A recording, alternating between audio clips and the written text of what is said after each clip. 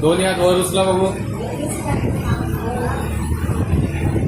A few moments later. चला बघू.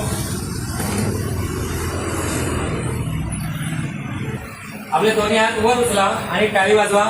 करा वर खाली करा. हा करा. समोर बघा इकडे कॅमेऱ्याकडे. हा ओके. हा आपला हात किती महिने वर जात नव्हता? 2-3 वर्षापासून.